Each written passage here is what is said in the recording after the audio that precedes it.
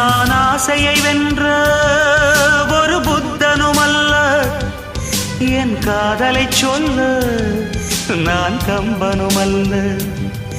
உன் காது கடித்தேன் நான் கனவினில் மெல்ல, இன்று கட்டி அணைத்தேன் இது கற்பனை அல்ல. அடிமனம் தவிக்கும் அடிக்கடி துடிக்கும் ஆசையை திறகிவிடு, இருவிழி மயங்கி இதழ்களில் இறங்கி உயிர் வரை பரகிவிடு. முத்தம் வழங்காது ரத்தம் அடங்காது.